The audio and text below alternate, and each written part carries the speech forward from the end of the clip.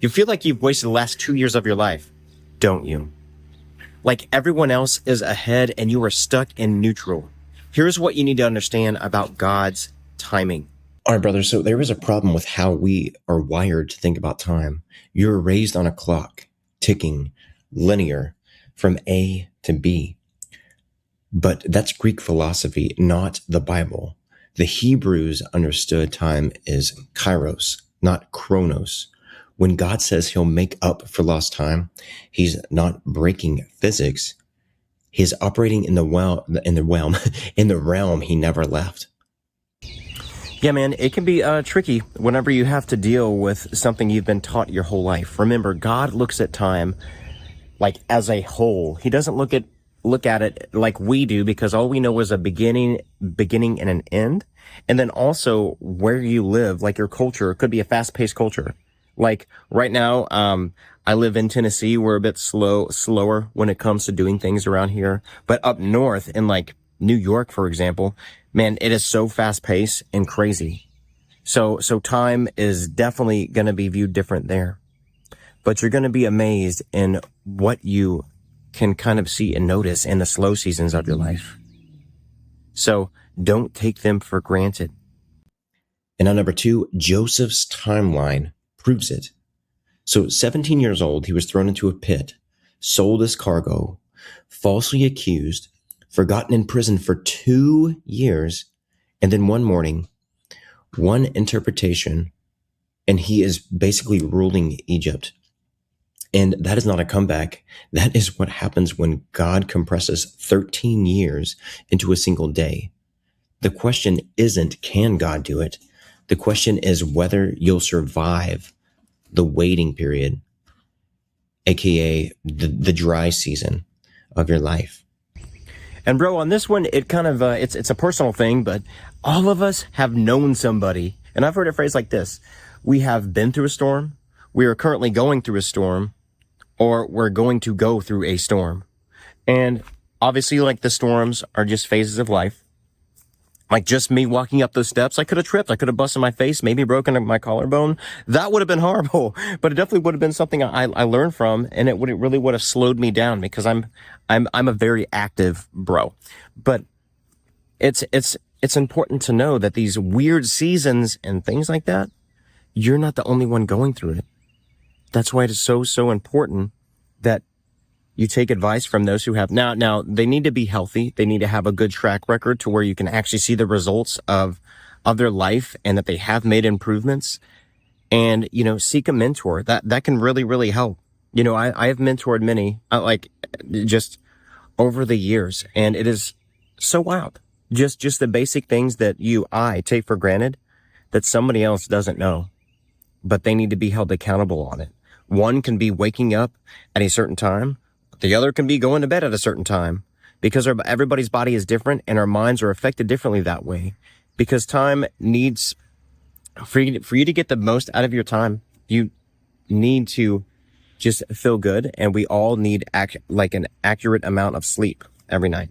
But yeah, just Joseph's story is freaking crazy. I'm sure you know the whole thing, and yeah, because I did just go over it, but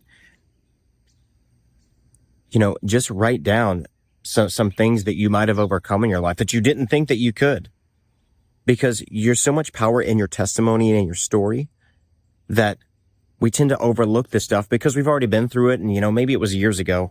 But shoot, brush up on your wisdom and your understanding of what God showed you in those moments. And it's also very, very humbling as well when you're like, I stopped doing this stuff even though it was helping me.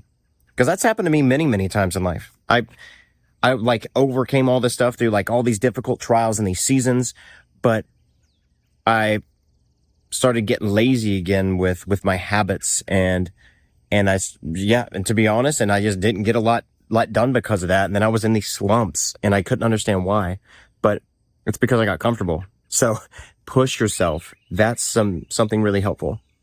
Number 3, the Hebrew word reveals the mechanism. The word shalom in Hebrew usually translates to restore or make up for, but it carries a deeper meaning: to make whole, to repay what was stolen, to bring something to its intended completion. God doesn't just add time back. He restores what the locusts have stolen. And that is a different kind of math you need to start using. And also, whenever you do study the text of the Bible, remember, when things are translated, they're not 100% accurate. It's just whatever word closely it resembles in like your native language. So look up like Greek, Hebrew, just the cultures around that time, and even go to the to the actual book itself. Yeah, there's I think it's called the Blue Letter Bible or something like that. It really breaks down the text so you can better understand it. But you'd be surprised. It's going to be like a whole new book you're reading whenever you go through that stuff. Because the Bible wasn't meant to be complicated. It is literally a roadmap for your life. And yeah, that's all I got. Number 4, preparation isn't punishment. Here's what nobody tells you. Moses spent 40 years in Midian before he picked up a staff. David spent over a decade running from Saul after the anointing, running for his life. The delay wasn't the enemy. It was the forge. God doesn't accelerate the unprepared. He accelerates the proven. If you're still waiting, the question is, what's he still building in you? And this one, let me give you a good metaphor. So, the refinement of gold. I don't know if you've ever seen it done, but they literally like boil gold to the point where all the impurities bubble up to the surface to where it's that fine golden texture.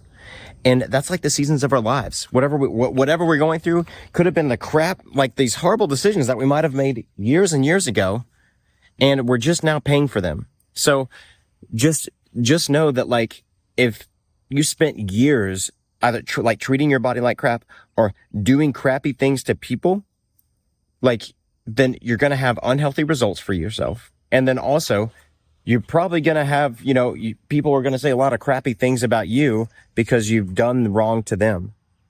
And just know, like, it sucks in those seasons, but you can change. Every day is a fresh new day. So there are new opportunities to grow, to think, to learn, and most importantly, pray. Build that relationship with God. Number 5, the end result is glory, not comfort. When Jesus raised Lazarus, he waited 4 extra days. Mary and Martha were furious, but Jesus said something strange. The sickness is for the glory of God. The delay was the setup. The miracle only carried weight because everyone knew Lazarus was dead, long enough to smell like it. So your timeline isn't late. It's timed. Now, I don't know if you do this, but I would highly recommend getting a piece of paper and writing out your top 5 priorities for your life. Maybe it's relationships, maybe it's aspirations, types of jobs, things you want to do with your life. And then after you're done writing that, put them in order of actual importance, what you spend the most time doing. And unfortunately, you're going to find out what you truly worship, who your God really is. And it was a really humbling experience to me. So I would highly recommend you doing that, because all the glory should go to God. And you're like, oh, well, you don't know what I'm currently going through. I don't have to. I've also lived by the time I was 18, I lived a life of about like a 35-year-old. Like, I've been through quite a bit, but that didn't hold me back. It persevered me. And and I would share my story, and it's amazing. Some people are like, wow, you made it through that. I'm like, yeah, that's how I got some epic scars in my life. But I'm not proud of most of them. But yeah, I just think that when you give these things, give your life perspective, it'll really help shift your way of thinking. And then after you shift your way of thinking, you're going to start viewing just every day, being more optimistic about it. It's just so fascinating what you can achieve, what you can do when you start to think. That's tricky. Think through things differently. But anyway, I'm rooting for you, man. I can't wait to see what all God is going to do. If you felt like you're behind in life, like everyone else is ahead and you've started late, comment God's timing is perfect below, and I will pray for you, brother.